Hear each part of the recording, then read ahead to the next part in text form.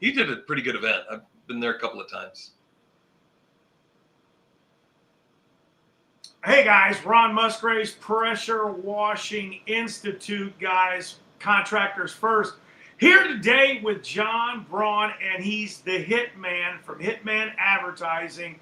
I met John 2016. That's how we've known each other longer than that. But I met him at a show in Charlotte, North Carolina. I almost said South Carolina because I get Charleston and Charlotte confused sometimes. We met back then. You came to that convention. At the time, were you just starting out then with the Hitman Advertising? No, I'd actually been doing it for probably 7 or 8 years at least at that point. Oh, so total we're talking 20 years then. Well, 16 maybe. 16? Yeah. And tell just give my viewers like the short on what you do. Like just Sure. just tell them like, hey, this is what I do for folks. Kind of let them know what we're going to talk about today. Right. Yeah. I mean, the short end of it is I was majoring in advertising, wanted to start a cleaning business. So I did practice advertising, and eventually other cleaners started seeing my stuff and wanted me to do marketing for them. So I do everything from Google ads to SEO to websites to postcards to brochures, graphic stuff, all that stuff. That's pretty neat stuff.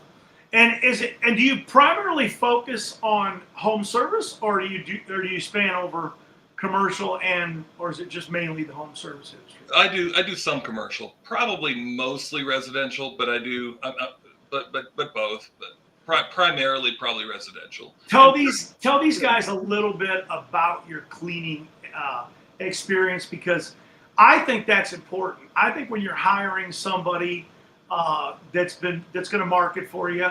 I mean, some guys will say, well, it doesn't matter because all service businesses are, advertised the same. I don't agree with that. I guess we'll get into that and kind of share our thoughts on that. But tell me a little bit about your cleaning business that you have. Sure. Yeah. So I owned a cleaning business for 22 years.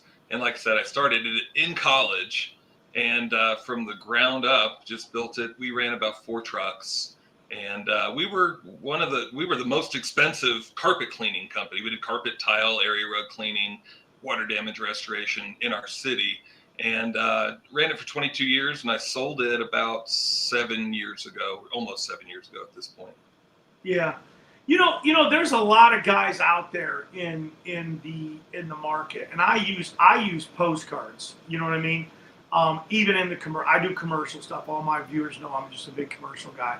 I use postcards, and I think that I used to use postcards for just giving them my branding. I mean, we're not Coca-Cola, right? We're not spending $80 billion on advertisement to where when anybody sees a logo, we recognize it. That's not us as cleaners. So what's important, do you think, when you're doing like a mailing campaign? I guess it's a double-edged thing. What do you think needs to be on the postcard? And then kind of talk a little bit also about what do you think the retention is, and not your ROI, because we know, when guys talk about postcards, and I know I don't get excited because the percentage is like email campaigns, right? 8% of the people open emails. What do you think? What do you think you need to be on a postcard?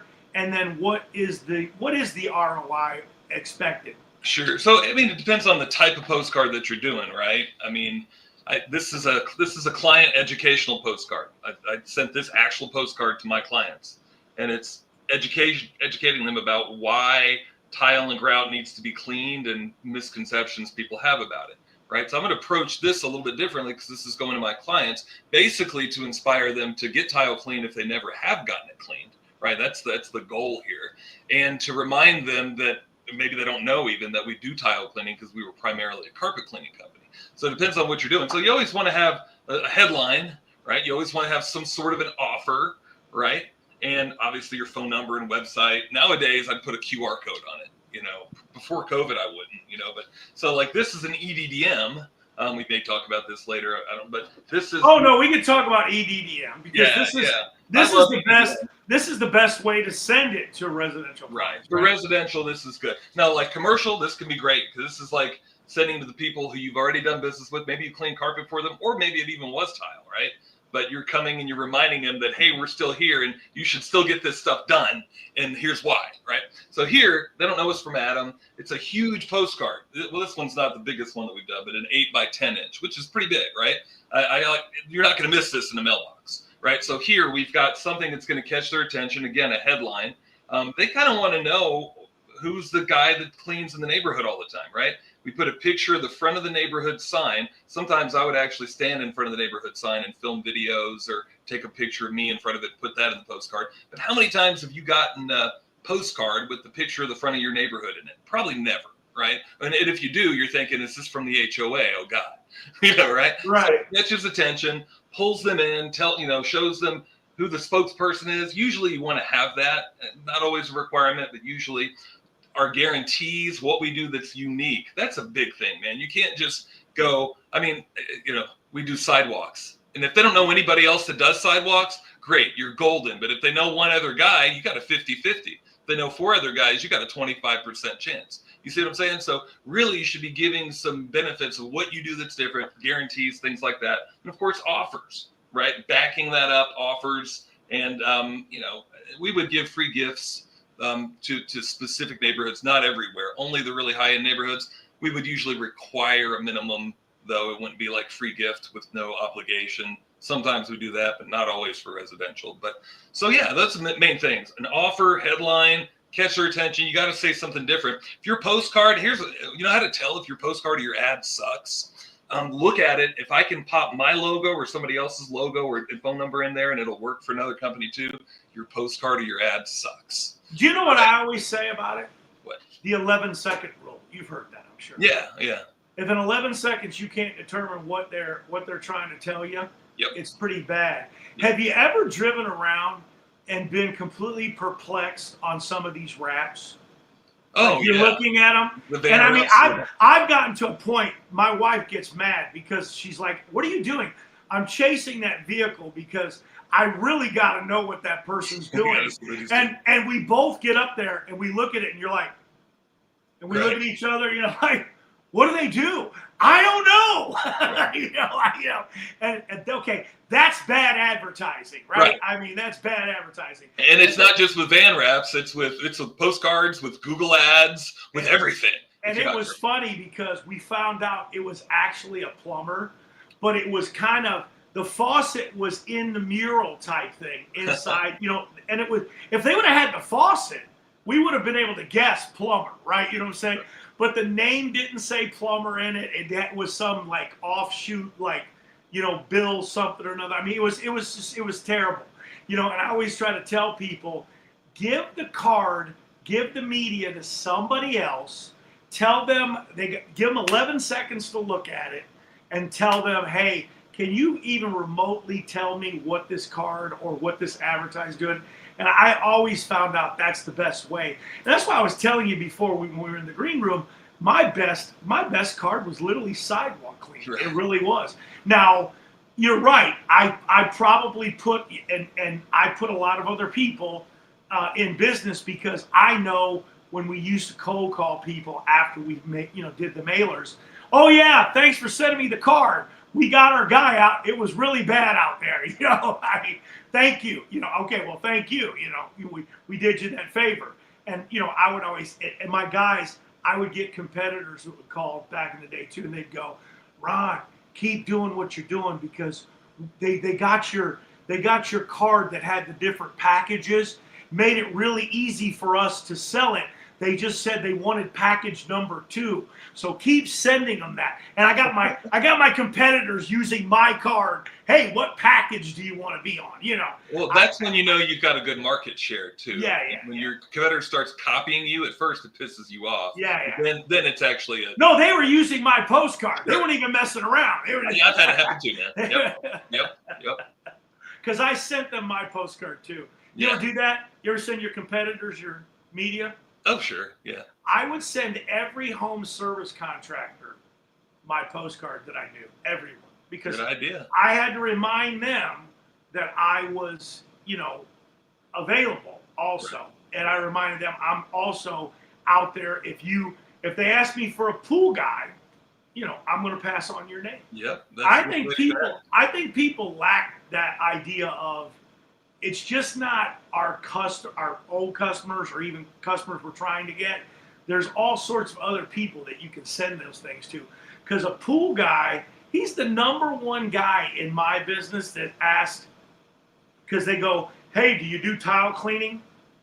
And they got nobody to refer to them because they don't know anybody. Right. The pool guy cleans the pool. He ain't getting down there and taking the efflorescence off the tile. Well, that's why an educational postcard like this is good, because we would send this to realtors, to maid services that didn't do deep tile cleaning, and we would have all those people on our list. We would have pool people on our list, right? We would send these postcards to them. Just out of curiosity, when you go ahead and you have a campaign out there, I mean, tell me that process of what the dollars, once you run a postcard campaign on somebody, whether it's to, and I guess it's a double question here, to existing customers or non-existing customers. Right. What are the type of returns? What's the time you expect, for people to react? I mean, we stand in by the phone? They're going to go off the hook in 3 days, or does it take multiple times sending them? Yeah, it totally depends on new customer or not new customer, right?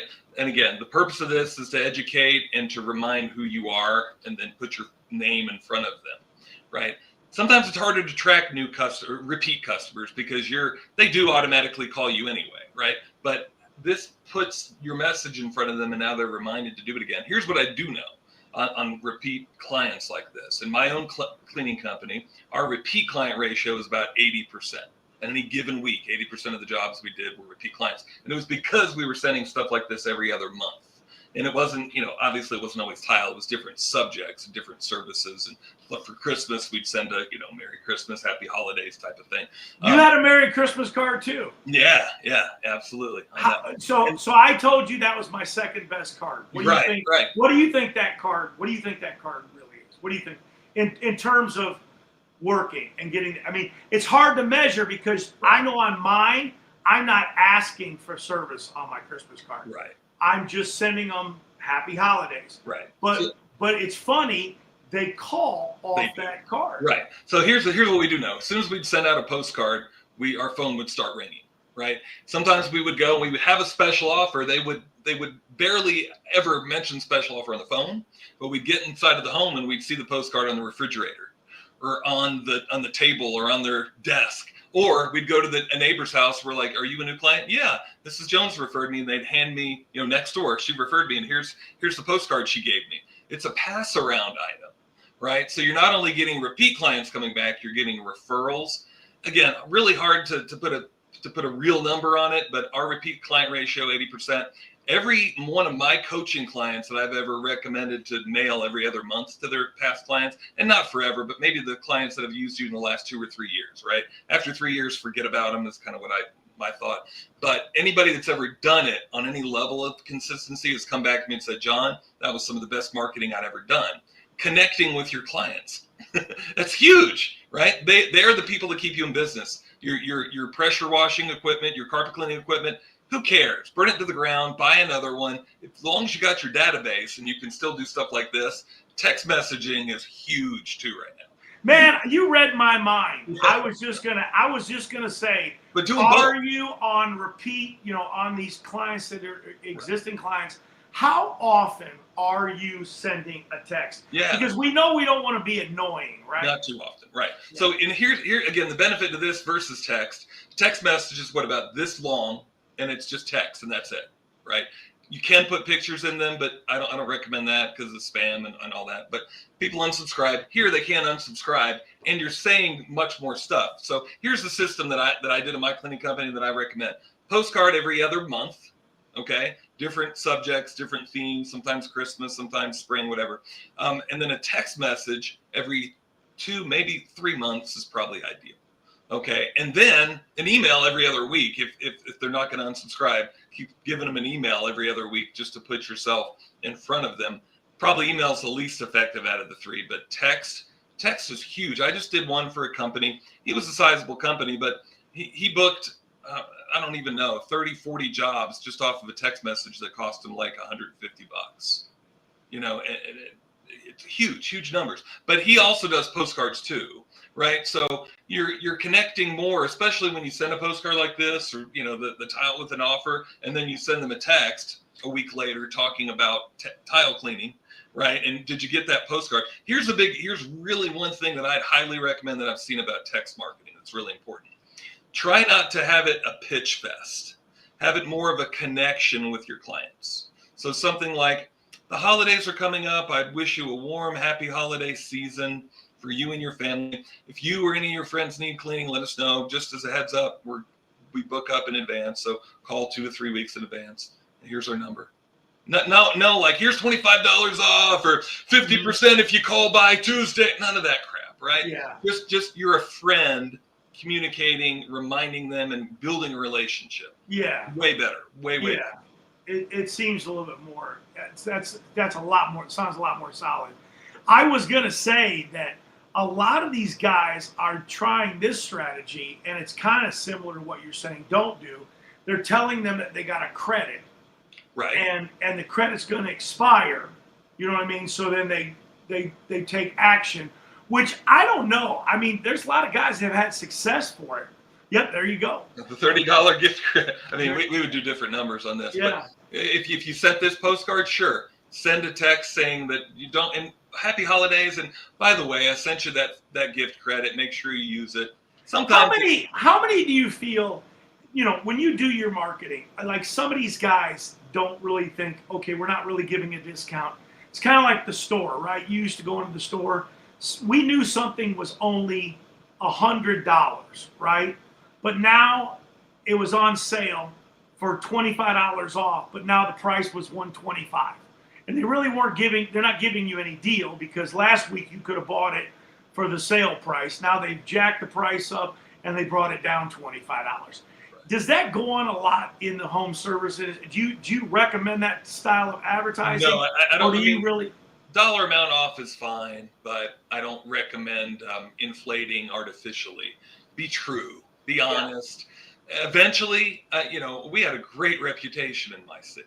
You're not going to keep a great reputation by trying to pull one over on a few people. Yeah, I never liked those, because you just don't feel like there's any real value, right? I mean, especially when you find out your neighbor got it, right, a regular service even cheaper, because they do talk, and all clients talk, right? I mean, especially if you're out there getting referrals. This is something that I'll be honest, man, on this, I'm probably horrible at it. Referrals. Tell me about how you go about working your referral program and actually getting them. Are you the guy that just goes out and asks for it? Well, no, yeah, but you also want to do. I'm just going to see if this one doesn't say it, but a lot of these type of postcards, especially around the holidays, would say, if you in this verbiage, give this card to a friend, and then they would, right? We'd have a little tag in the bottom of all of our emails: give this card to a friend, or forward this email to a friend. We would also give them a gift card that would be good toward, not for them, because on the back it says first time clients only, some fine print, all that. But we would give them 3 or 4 cards and ask them to give these to their friends and their neighbors. How'd that work? Great. These were so great. And we'd also give a handful of these to realtors and interior designers and flooring retailers, people like that. So we just give it to them and say, we'd like to give you some gifts to give to your friends, toward future cleaning, and we'll give you a reward back if they use us. Now, you can't use the card because you're not a new client, but we will definitely give you a reward back if you give this to your friend. And it would work great. We would get these cards back. They have a little spot in the back where they can write their name. We would sometimes even write it on there for them and have them give it to their friend. So I've heard so many people say this, John. I can't afford to advertise. Have you heard that? Oh yeah, all the time. Yeah, I can't afford it. It should be I can't afford not to advertise, right? So what's the realistic percentage? If you're a company out there, what are you spending on marketing monthly? Sure. What is your budget? Sure. The general rule, and I learned this back in advertising school, is approximately 10% of your projected sales. So if your projected sales for the month is 50 grand, I would spend at least $5 grand on marketing. and maybe more. And that's just sort of an average. Now, if you're a long-term business and you've been in business for a while and you're not trying to grow, you could spend less than that for sure. But if you're trying to grow, you might spend twice that. You might spend 10 grand. You might spend 15 grand. When you first year, you might spend way more than 10%, right? But that's an average. So it's funny. I don't do this, but this is a blooper. Okay. We were trying to get this customer. We wanted this customer really bad. It was a whale, right? And it's a little bit different in commercial, right? And I spent $32,000 trying to get this customer. We got the customer, okay? But after I spent the $32,000, you can imagine I never got even. You understand? Like it was one of those, what do you call them? Your showcase customer or trophy customer. And then I learned a lesson a long time ago. These are my bid packets, right? Mm-hmm. And people don't understand that this stuff all costs money. And I had a bid packet that was costing on an average of like $35 a bid packet. But we were sending these things out like cotton candy. You understand? So I was way overspending, and I learned that lesson, long time ago. So I'm glad we were talking about that and what the percentages are. So you're saying roughly, a 5% is a rule of thumb? Well, 5% is probably on the lower side. 10% is the average. 10%. Maybe the general rule.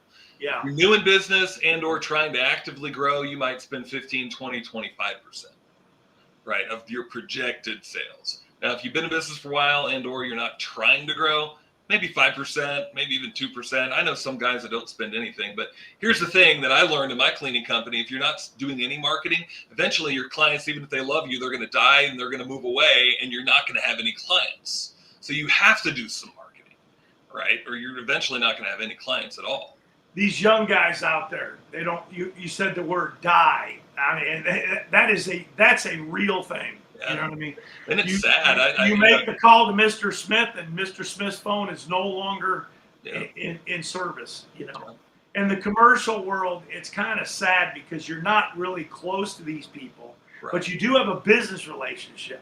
But when somebody passes away from a company, they act like it's national security to tell you the person has passed away. You know what I mean?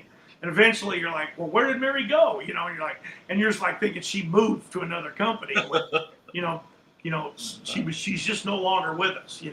But it is kind of crazy. And like you talked about that, you always, I guess there's that little phrase, if you're not growing, you're dying. Yeah. Kind of thing. Yeah. And it's true. You really do have to stay after the marketing. It has to be something that's continually going on. It's great to keep clients and retain it. Obviously, that's what we're all in business for, because those are the easiest customers, right? Right. The people that have worked for you. We didn't talk about this subject very much, but were you a Zig guy? Did you? Oh yeah, I met Zig Ziglar, had dinner with him and some other guys, and spoke at a conference with him, I think twice. Yeah. And a lot of guys don't know that in that era, he was selling widgets, right? And predominantly cars. People don't even know that it was a car. He started out with the cars process. I hope he didn't create that process, because that buying a car process is horrible. Okay. I didn't even know he sold any cars. I didn't remember that. He worked with a lot of dealerships and people that and a lot of people say that formula for how they say it. And I'm like, no way. That cannot be Zig's formula, because you and I both know probably one of the worst sales experiences in your life has been buying a car. Man, I piss off every car salesman I've ever bought from. I mean, they hate me by the time. They're like, "Get out of my office, John. Take your car." You get your keys back. They throw it at him. And I'll look at him and I go, "Man, I do marketing for a living. I know everything that you're trying to pull here. Yeah. I do this." Yeah. One of them I stole from the auto business is the big Sharpie marker. Yeah. If I've got a real important one, I will take the giant Sharpie marker and I will write the number right across. See this folder's clear on the front? Yeah, that's so I can write the number on the front without jacking the proposal up. Nice. And then they know the number. I used to do that in newspaper ads. It would be a black and white newspaper ad, but I would get the color just to highlight certain things. And a couple people called me and said, "I thought my husband highlighted this in the newspaper for me to call you." Yeah, and that's it. it. Do it on postcards sometimes and things like that. Yeah. That's just attention. It is. It's an attention. It's an attention getter. I was always wondering why they did that. I'm not really positive, other than that number then sticks out to you, right. And it's your bottom line number, right? But that's pretty. It's pretty cool. It's kind of neat to talk about sales. It's a lot of fun for me because it's what I do. I think that when I was growing my company, it was the part of the business that probably, it sounds like for you too, it was the part of the business that was the most fun. You know what I mean? Because you're always creating something, right? You're always trying a strategy. And I think that people don't realize over decades, we've seen lots of trends, things pivot, how you do it. But at the end of the day, like you just said, the trust, the relationships, all that stuff all plays the part. And when you're trying to build a business that's going to work on, let's say, repeat customers, because if you don't have repeat customers, man, could you imagine every day? And I know some of these guys, you know them, they do it. Every day they're looking for new customers instead of thinking about all those old customers. And we were joking on the green room because back 10, 12 years ago, because you've been doing that this long, and so have I, you'd always ask I started off helping friends, because I don't help people like you professionally, but I'd help friends, and I go, "Where's your customer list?" And they'd go, "It's in 2 boxes in the corner on invoices," and they would literally have 2 boxes stuffed full of these invoices. And I go, "Well, how many years worth of invoices is that?" And they'd be like, 10 years. I'm like, "Have you ever contacted these people that are in this box?" "No." I know. I hear it all the time, man. And it would crack you up. It's just like these guys that are slow. The cleaning industry, people don't realize this, is going into to a busy season right now. Right. And most people in my industry think it's a downtime, because they think exterior cleaning in lots of parts of the country, yes, it can become a seasonal thing, right? Mm-hmm. But the bottom line is, if you're not in an area where it's too cold out, people are trying to clean their house up, interior and exterior. Right. And I would try to tell these guys, put a Christmas tree, before you hang your Christmas lights up special. You know what I mean? Get your house cleaning so those lights shine off the house. Well, the funniest thing, for the carpet cleaning industry, January and February are typically, and back to school, but January and February are the slowest times. A few years, maybe 2 years, my busiest month was in February. You know why? I marketed it, just like you said, with the special winter offer like crazy to all my past clients. I probably put it in the newspaper and other places too, but mostly my past clients. And I told them, this is the best special offer we got of the year. You're not going to get it in March. A couple of people had called me like March 1st. Be like, "No, I was serious. We're busy now. We're busier. The special is only in January and February." But if you market yourself right and have the right offers that are still making you money, you can be busy any time of year. It doesn't matter. You can pressure wash as long as, I guess, pipes, your hoses aren't freezing. You can pressure wash anytime. Yeah, this is funny. I got to pull this up. I got to pull that up. John, just hold still right there. It's identical. That picture. That you want to talk about branding? I can't tell if that's you or the live photo, man. I'm telling you. That's some funny stuff.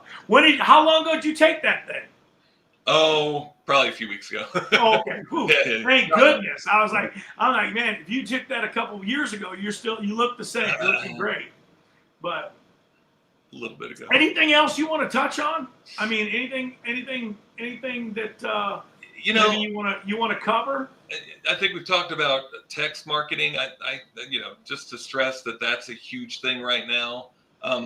not neglecting your past clients. And we've talked about that. I don't want to beat the dead horse too much, but you always got to think, like, how is your client that used you last year ever going to call you again? And usually the answer I get is, well, we left them a card or we left them a magnet. Well, the magnet's under the refrigerator now. We're in the garbage. So if you're not doing something actively to market back to them, postcards, texts, and emails, they're going to not remember who you are or not even know that you're still in business anymore.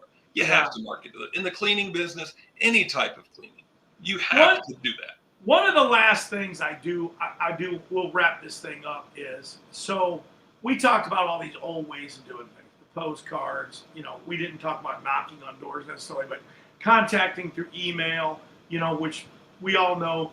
Email, I think for current clients, you're going to get a better open rate. New clients, we all know it's right. People barely open. Hey, I barely open important emails at this point, So, but what do you think? Like, okay, we're moving in. We've moved into it. Been doing it now for eight or 9 years. It's been a little shaky, but it's gotten a little bit better, a little bit more stable.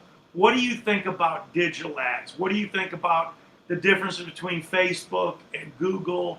Sure. And is it a must? If you're doing home service, you got to do it. I don't think it's a must. So I've done a lot of Google ads and I've done a fair amount of Facebook ads. Okay. Both round companies and for cleaning companies all over the place. Here's what I found. Google ads, you got to remember what's going on with that media. People are going to Google and they're typing in carpet cleaning and they're looking for a carpet cleaner, right? So that's a Google ad. It's going to show up on the top, right? It's going to be a little bit more money than a Facebook ad, but Facebook ad means they're just scrolling Facebook in a social environment. You're walking up to them and going, hey, I got a really special offer on carpet cleaning. Do you want it? They're like, no, I didn't want carpet cleaning, right? Facebook has got a couple of ways to sort of think and find the people that have, but it's not that accurate. And it's not that, usually they look for a bottle of Resolve. So now Facebook's going, oh, well, this person needs a carpet cleaning company. No, they don't hire carpet cleaners. They do it themselves, right? Mm-hmm. So Facebook is a good thing if you can have a very low dollar buy-in offer and not for commercial. Facebook is not for, have you ever had good luck with Facebook for commercial, Ron? No, I've never had any luck digitally for commercial at all, because most of those clients get referrals from LinkedIn, maybe from other people. LinkedIn, maybe, yes, right? Yes. So Facebook, don't even consider it for commercial. I wouldn't even consider Facebook either for services that aren't that used, like hardwood floor refinishing, or even really tile cleaning, even maybe, depending on the area that you're in. But mostly carpet cleaning, maybe pressure washing, maybe maid service. That might be about it. The bigger cleaning type services. So and you have to have a low dollar buy-in offer, like something that's $150 or less to get your foot in the door. And a lot of guys that I work with are like, forget that. I don't want to have that $100, and then you got to upsell them, and that gets icky. Upselling's not a bad thing. Upselling's not a bad thing, but when it gets to almost bait and switch, or where the client even perceives a little bit that it's sort of bait and switch, that's not how you build a good, reputable business. No. But you do have to have kind of that low buy-in offer, and it has to be one of those bigger services for Facebook. Usually I've seen Google ads do better, typically. Yeah. It's kind of like when you start with that bait and switch stuff, it becomes back to the, have you ever bought a car from the same salesman? Right. And you know why? Because we feel so bad when we leave there. Right, that too. Yeah, I can remember one salesman that I loved. You know what? I got, and he recognized me from my newspaper ad for my cleaning company. And I was like, okay, cool. I got to buy a car from this guy now. And he was a great salesman. He wasn't the bait and switch icky salesman, and I was like, I got to buy a car from him. But I think he retired shortly thereafter. So I never bought another car from him again, but I would have. Right? Yeah. I think I bought a second car from a friend that I went to high school with, father, who was a dynamite salesperson. He was unbelievable. And I bought that second vehicle from him, and same thing. He retired there shortly after, and I was never able to buy another car from anybody that I was happy to buy a car from ever again in my entire life. Of course, now you probably did this too as a business person. You dealt with the fleet department, which there's a tip for you guys. It's a lot less hectic, right? And they pretty much cut all the BS out. They do. You know, they do. You just tell them, hey, I don't have time for this. And they're like, that's no problem. I don't either. Here's the deal. Here's Okay, my let's check. Have it ready. I'll be there to pick it up. Absolutely. Where do I wire the money to so we can get this thing done? So when I'm there, all I got to do is put my John Hancock and drive out the door. Absolutely. So yeah, it's sales is a lot of fun. I don't think I think that a lot of people in your industry and my industry, it's the cleaning industry, it's still fairly.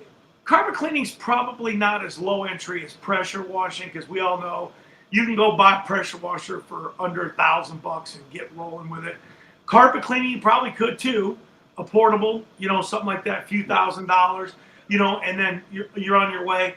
But I don't think people understand or realize that this whole part of the advertising, the marketing, and the sales is all the nucleus of your entire business. I mean, if you don't have a good marketing sales campaign going on, you're just not going to grow your business. Because all these guys that say, well, word of mouth, this and that takes 5 years, and if you want to not make a lot of money for 5 years, I'm sure you could build it up to where you got enough referrals and you get enough repeat clients. But man, it's going to take you a long, long time. And then, like you said, I guess people that hire you are not necessarily the one-man show. I mean, am I wrong? I've got guys that are they start that way, right? A startup. Yeah. But I mean, are you? And I guess if they're happy being a one-man show, I always say, hey man, sometimes I wish I'd stayed one man, because we all know the headaches, of having 10 or 15. Hey, having 2 employees is a headache, but having 25 is even worse. But yeah, I mean, you just got to have a sales and marketing program, an advertising campaign. It all goes together, and people all too often think sales, marketing, and advertising are the same thing, and they're not. Yeah. They're all different things, and you've got to be doing all of those in some form of campaign, because, like you say, if you're not growing, you're dying. You're dying, and you gotta continue to grow, because it's foolish notion to think every customer you service is going to be completely happy with you, okay, or want to use you again, because sometimes that just doesn't happen. You look funny. You wore the wrong shoes. You said the wrong thing. I mean, and we all know in today's age of the climate out there, it could be many things that people are turned off on why they don't want to use your company. Has nothing to do with you clean the carpets, great, but I didn't like that pink truck you drove. Or whatever. Sometimes even repeat customers flip out over sometimes nothing. Yeah. Thinking that this is a mega hat. How many people? How many people? I can't wear this outside. I can't. If I wear this thing, and believe me, this is not a mega hat, guys. This is it's just another guy that's in the industry that has his name on his hat. And I had to tell him, man, I said, I went to some places recently. I had to take the hat off. You know what I mean? I got treated completely different when I took the hat off. I was when you come to Colorado, don't wear it. I was like, wow, people, I told the missus, I said, man, people are actually saying hi to me this morning. You know what I mean? They're going, good morning. And she goes, it's the hat. You don't have the hat on. I still got your Make America Clean Again from back in the day. You remember that? Huh? That was funny. That was funny. It was a bit of a joke back then. I don't think we can make it a joke now. But yeah. Anyways, hey, I appreciate you coming on here. I think we should do this again. Definitely. I think after the first of the year, I think we should do this again and talk. So tell them your website or how to get a hold of you. I'll put that information below. The best way to get a hold of me is hitmanadvertising.com. There's a chat widget there at the bottom. Just send me a message and I'll get it, or one of my people will get it and get me a message, and I'll get back to you. Yeah, and guys, even after this video, if you got questions, I'll tag John in here. He'll see the thing, notify him. If you got some other questions for him about advertising things, it's not about hiring him. I know he's a helpful guy. He helps a ton of guys in the industry. Most of the guys that are out there that are good advertising people, are willing to help you out. It's not always about pay to play. If you got some kind of little question, everybody that you ever hire to try to do something for you, if they're not willing to give you a little sample or a little touch of what they know, that should be a sign. Don't hire them. Because the guy that goes, well, hey, if you give me your $29.95, we can show you inside the magic book. For 12 payments. That's it. Before you get to see that, Right. But anyways, and I know you got a lot of proprietary stuff that we didn't delve into that you help these guys with. That's what happens when you've run a business for 16 years and been doing the advertising stuff for 16 years. And we forgot to mention, this guy's got a degree in marketing. I don't know where from. University of West Florida. West Florida, there you go. But you're originally from Colorado, right? No, I'm from Florida. Yeah, that's where And you just decided to move to Colorado to Yeah, retire? from the mountains. Oh, I sold my cleaning business and I was able to move, man. And you were like, before I'm that, out. I never could move. I'm out. So moved to Colorado as soon as I sold my business. Actually, before I sold the business, when it was. And guys, I don't know if this is for certain, but we'll announce it later. I'll be in Carlsbad next week on Friday, guys. 8 a.m. Carlsbad. You can go to National Cleaning Expo and check that date out. It's free, so sign up for that. And I'm going to also do something on December 19th in Aurora, Colorado. So John and I talked briefly. There's nothing solid about it, but look forward to it. I may invite him there if we can work this out. We both talked this a little bit before Christmas, but we'll have him come, and I'll have him do something on home service since I do everything on commercial. And maybe he'll do 45 minutes or an hour that day for the 4. It's only a 4-hour. I only run a 4-hour class. We do a lot of breaks. We do a little bit of networking. It's very short. As you guys saw, I'll be covering the entire country. So there's no reason to fly in for this 4-hour class, guys. If you're listening to this ever and you're in Colorado, plus we'll have some advertisement for it in Colorado, I recommend if you're local, come. But don't anybody fly in. It's not needed. I'm going to be all over the place. So, Sounds and you know fun. what? Maybe you and I will do a live feed for that hour. Absolutely. In Colorado too, and That'd be we'll get some web people in there. I appreciate you joining me today, and we'll definitely make this again for the future. Thanks a lot, John. Thanks for having me on, Ron. Thank you. Hey guys, Ron Musgraves, Pressure Washing Institute, Contractors First. Make sure you check into National Cleaning Expo. Check out my dates while I'll be free commercial training, 4 hours. Check it out.